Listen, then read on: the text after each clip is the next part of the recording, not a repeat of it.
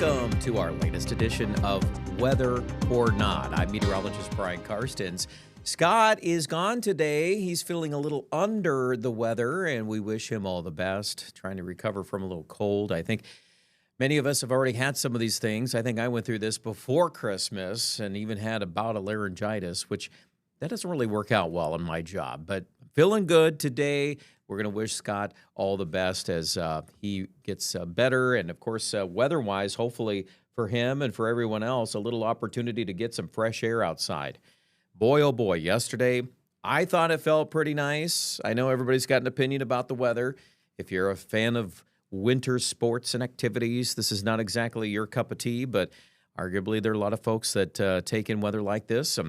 Yeah, it just makes winter that much shorter, doesn't it? With 44 in Sioux Falls. We were almost at 50 yesterday in Yankton, 55 in Valentine, Nebraska, 54 in Rapid City. And some of those numbers were actually cooler than what we had earlier in the week. Today, we're going to probably make another run at some really mild air as we're going to dig into the forecast details. Here's a look at some of the forecast details for today. Again, mild weather's going to dominate. Tomorrow, we're going to have a little conversation about some rain chances in the southeast, and if that actually materializes, then there could be the possibility of a little snow blended in there. But I still think the vast majority of that system will be tracking to our south, so we're not anticipating that being a big deal. Also, the weekend is going to get a little colder. Now, colder is relative to where we are now. Honestly, we're probably getting back into more just typical weather for early to mid-January. That means normal highs are in the 20s, lows at night in the single digits and teens, and eastern KELOLAND. We'll see some of that. I feel pretty confident, but again, it's not going to last long either. Even next week is looking warmer. So today's forecast, we continue to climb this afternoon. 50 degrees Sioux Falls. As you're watching this program, we're probably looking at low 50s just south of Sioux Falls. It is really warming up out there really well today. We've got some Pacific moisture, some high clouds that are not all being picked up on Futurecast, but they are out there today as those hourly temperatures have been climbing throughout the morning into the 40s and 50s. And here we go, afternoon temperature. How about winter South Dakota? Close to 60 degrees later today. Rapid City will check in there. Close to 57. Little breeze out of the west-southwest to go with that. Looks like the numbers in the northeast will also trend back into the upper 30s to low 40s here for the early afternoon. I still want to be bullish on Aberdeen, at least getting over 40 degrees today. So that's a pretty big deal. Of course, our weather patterns will start to cool off tonight. Then we're going to be turning our attention to that conversation about tomorrow coming up. In fact, you can see our weather map for tomorrow. Interesting to see that rain in Kansas. We're looking at tomorrow morning, severe weather in central Oklahoma. So it is an interesting pattern. It is a time of year where you can definitely get some severe weather across the southern plains. And this one here looks like a pretty efficient rainmaker to our south. So obviously there, too, we'll be covering all of those details coming up. Well, we've got a lot ahead into today's program. I have been working on some data for the extended forecast. I know there's been talk about, are we going to find some real winter cold yet in the month of January? And I think the answer is yes, there is some of that brewing. So stay with us. You're watching Weather or Not, and we'll be right back.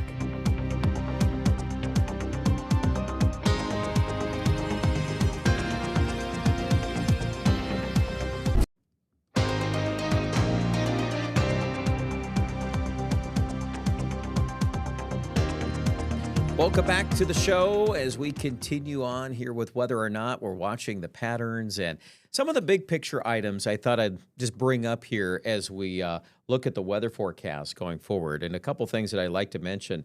First of all, the drought monitor. Okay, so this, of course, is a product that comes out weekly. The reason I want to bring it up today, though, and obviously this doesn't change a whole lot during the month of January, and that's not the point here. But the point is, look at the drought conditions to our southwest. Yeah, pretty big deal. We've got a lot of drought that's going to take us into the growing season if we don't fix this across Utah, western Colorado, much of New Mexico as well. Even some of the sources out into western Nebraska, parts of Texas. So we've got some concerns on that subject. The last 30 days have not helped much across the southern plains. This is a really compelling map. Look at how different the weather has been from KELOLAND south.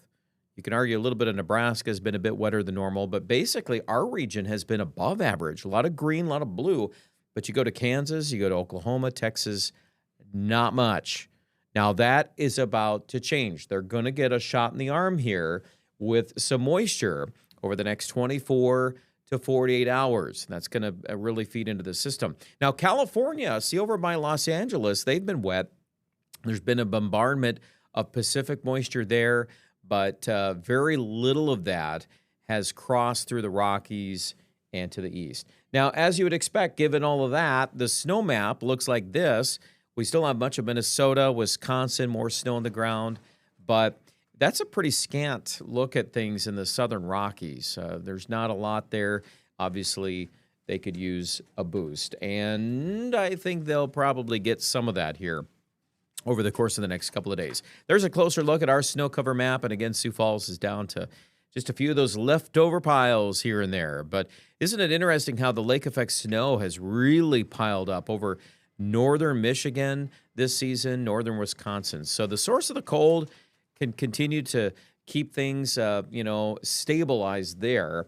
And then as we turn our attention to this pattern coming up, I want to bring in a different direction here today. So this is a look at the high-resolution satellite imagery.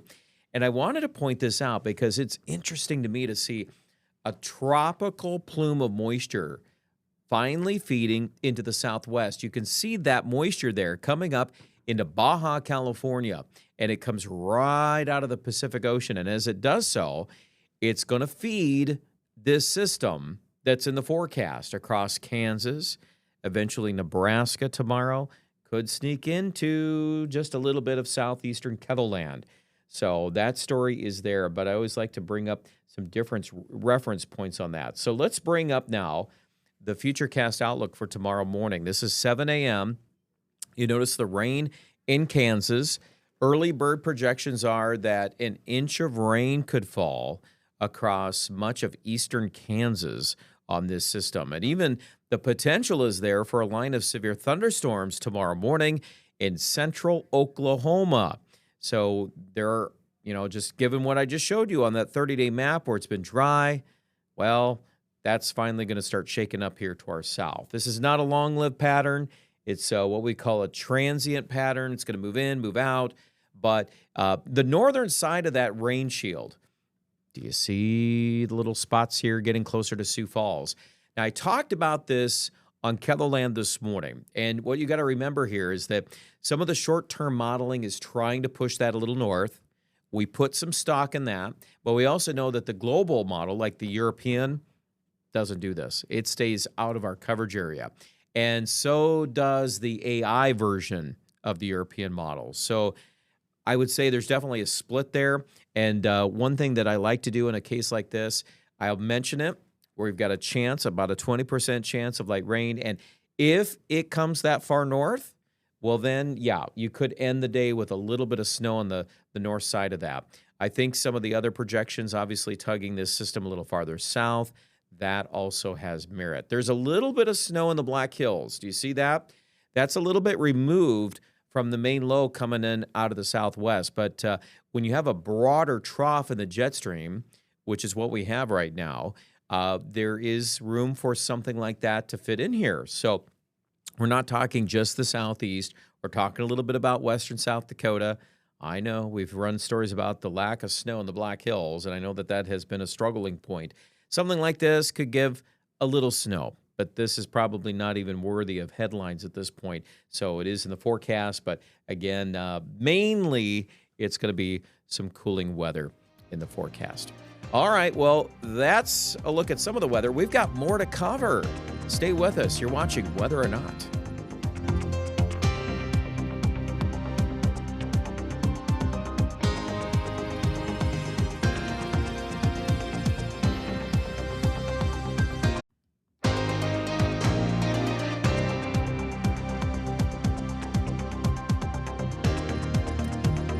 welcome back to the show. So here we are talking about mild weather again. It seems like that's been a default here in recent forecasts. Not all of them, but certainly much of the time has been above normal. The question is, are we going to continue that trend? And what are we looking at as we get into the big picture here? So let's start this conversation with one talking point I haven't gotten to this morning, and that's the wind forecast. So obviously with today's forecast in mind, it's been very mild with a west-southwest breeze. And when you look at the month of January, if you want it to warm up, the wind out of the west or southwest is typically the warmest. Northwest winds also can deliver warm weather when it's connected to Pacific air. But it's also nice when the wind numbers aren't that bad. And just to sample this out, this goes through the day part forecast today. And you can see the numbers. Those are the wind gusts, and they're not much more than, 5 to 15 miles per hour for the vast majority of us. Now, on your day tomorrow, we're going to get into the forecast here for Thursday. We've got northwest winds. This is a little bit more aggressive on that. I'm not sold on 30-mile-an-hour winds necessarily, but, certainly in the 20 to 30-mile-an-hour range cannot be ruled out for some of us. The wind, of course, making temperatures go in reverse a little bit. I still think we'll be in the 40s in Sioux Falls, but just to let you know, it is a northwest wind. And, of course, if any of that rain decides to jet into the far southeast, that'll also make it feel colder. Now, the thing I want to bring up on this is this next push of cooler weather on Saturday. That seems to be in pretty good agreement. We've got a broad northwest flow in the pattern, and that'll bring in, again, a taste of some wintry weather. There will be some pockets of snow in our region. That low pressure center is going to come in out of southern Canada, and it's going to zip right down into Minnesota. And so I would use the words blustery, colder, a little windy at times here on Saturday. There's some winds here. Sioux Falls even cresting in that 30-mile-an-hour range on Saturday. So it kind of goes with the pattern. It just is one other little thing to think about as we get into the weekend.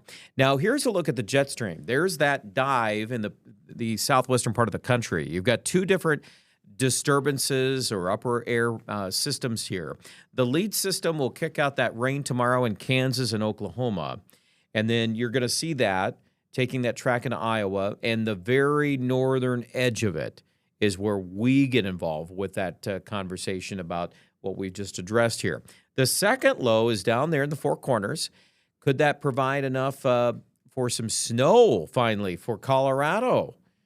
Yes, I think so. I think there's a good chance that they'll pick up some snow. They've got to bank on this because the pattern is not going to go back to this for really, I don't even see going forward in the extended forecast, no more troughs in digging into the southwest. So you see something like that, yeah, that's a very important for Colorado to just pick up some momentum before we go back to what we've been used to. There could be some snow in western Kansas. Most of that will end up bypassing us to the south. And it's interesting because you can actually tell why. If you look at the jet stream, look at now what we've got going on. This northwest flow back into Montana, there's another low that's digging out of Saskatchewan and Manitoba, and then that's going to come zipping down into eastern North Dakota, into Minnesota, eventually the Great Lakes. And then that's going to give us our brief period of colder weather Saturday into Sunday. Monday, look at this. We're right back to northwest flow again. And that's just going to open up the floodgates to mild Pacific air once again. And we felt the need to put our highs back in the 40s and 50s here. Look at your big ridge out there towards San Francisco. That's a large area of high pressure. This is all dominant Pacific air again. And you know what that means. We look at this map and, we keep looking at these things and you get used to this idea that, yeah, most of the country is above normal, but just to see how much red and orange is on that map is really, really impressive. It's not just a regional warm-up. This is the entire continent is above average here, or at least the lower 48 and a good chunk of southern Canada too. So that's how this whole thing starts. But watch what we do here. We are seeing some softening to this pattern. The southwest is going below normal because of the trough. So that's how the weekend starts. And then that little piece of cooling there in Canada. I know it doesn't look like much, but remember, this map has to take into account high and low for the day. Okay, so it does the math both ways. And so if you can get that to throttle down even into the neutral colors, then you're talking highs 20s and lows in the single digits and low teens, which compared to a day where it's 50 degrees, yeah, that's pretty cold, isn't it? So just something to think about. How about beyond that? Well, again, it's a shoe-in. We're going to warm up early next week. How long will that warm-up last, though? That is the question. So with that said, we're going to take a short break. We're going to be back. We've got some new maps I'm going to show you. In fact, it looks like some interesting trends for the last half of the month. So stay with us. You're watching Whether or Not.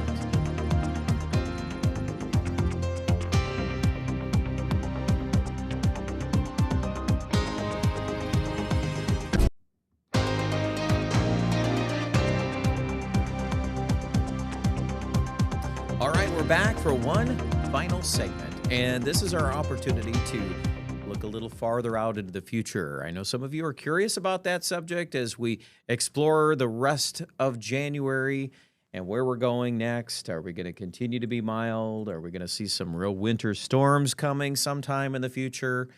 Well, let's take a look at the landscape here. So this is how things begin, and this is the next 7 days. This particular map is generated off of the European AI ensemble, which I know that's a lot of technical meteorological words here. So what does that mean? Well, first of all, it's AI generated, which is basically a separate data source working off the European model. There's some machine learning that goes into this. And it's not just one piece of data. It's actually a collection, what we call an ensemble, okay? So this gives us a weighted average. So when you see colors that far into the red spectrum or gray colors, charcoal colors, if you will, across the northern plains, that tells you a lot, that we are much above normal. This takes into account high temperature and low temperatures. So similar to that other map I showed before, that's a little different data source. It's also European model-based, but this one here is just a snapshot of the 7-day forecast. And this takes into consideration some of the colder weather that we are talking about. In fact, for the weekend, this is a little interesting viewpoint, too, of the short term. This takes us, about 5-6 days out into the forecast. Just some raw numbers for Sioux Falls. And I would agree with Saturday, 28. That's very close to where we should be based on the latest projections. Overnight lows Sunday morning around 12. That also seems pretty likely. But I also will point out that 48 at the end. Yeah, that one really stands out. And this is only going out to Monday. If we want to go out a little bit more into the future, well, there's an interesting forecast. You got early next week, warming up, and then, interesting at the end here. See that? This is the middle of the month. Right in here is about the 15th, 16th of January. And then you see more highs in the 20s, lows in the single digits. On the face value of that, that would be near average weather. Okay, so that's one thing to think about. Now, let me show you this. This is a graphic I brought up during KELOLAND this morning. And this takes now a look at the second set of 7 days. So now we're looking at day 7 to day 14. What do we see here? Well, first of all, the coloring on the map is changing. We're not looking at these deep reds and oranges. Now, that makes a lot of sense because we're looking at an ensemble average. And as you go through time, the weighted average starts to tug at climatology. In other words, what's normal for this time of the year. So that's not too surprising. It's still above average across the Dakotas. But you notice in Minnesota and Wisconsin, that is not the case. It's colder than normal. And that's an average for a week of that. So there is something going on there. There's some troughing. What I would do, if you look at this map, that tells you the jet stream flow should be out of the northwest, and it should run right over the difference between the blue and the orange colors. Here's another little heads up. At some point in this pattern, we're probably going to kick in some wind again. We've been able to take that subject off the table. That will not necessarily last throughout the entire month. We'll probably get back to something like that if this ends up verifying. By the way, if you want to look at the weighted snow average on that particular data set, not a lot in South Dakota. And, a lot of the snow you see in Colorado, that is weighted up front right away the next 3 days. And then it goes back to that northwest flow, which would not give Colorado and New Mexico much snow. However, it would dump snow in New England and the Great Lakes. And that's exactly what you see there. Isn't that interesting? So that gives us more evidence of that, plus the fact that Pacific Northwest will pick up some snow too in those kind of things. So that's something I did want to show you just to give you a kind of an upfront look at things. Now, to carry on here, let's go back to our conversation about these temperature anomalies. So I think this is an interesting map because it gets a little more into the details. So there's that little cold shot for this weekend right here in Minnesota. It doesn't amount to much. Next week, no question, the Pacific air, look how that floods southern Canada. Those are really impressive anomalies there. You can't ignore that for sure. But here's the deal. Let's go out a little farther in time, okay? We're going to take you out to the 15th of the month. Now, there it is. See there? That's a cold shot. And notice that the blue and the green colors, I want you to see how far south that goes. Do you see that? You're going to miss it if you're not paying attention, but that goes all the way to the Gulf Coast, way into the Gulf. So what that's telling us is that there's something going on here. Some cold air is going to break loose. We've got some upper air blocking in Greenland and some other areas in the Arctic. That should it should route some cold air in the pattern. Now, I always like to say, well, okay, that's one shot. Is there a second? Is there something more sustained to this? Well, what do you see here in Canada? You've got more green, more blue. Those are departures from normal in the opposite. That's below average. So there is still that. This has been showing up consistently. You can look at different models. You can look at different data sets on all of this. But I think that overall, yeah, there's definitely more to that. And this is another one of those versions of Futurecast again, too. It kind of lends itself to more of that coloring of the blue and the greens there to our north. So overall, it is going to be, I think, an interesting setup. I really do. I think that our forecast kind of bears that in mind as we look upon the forecast. And obviously, we'll be here to watch it because many of you are interested, too, in that. That's our coverage for today. Thanks for watching, and have a great day.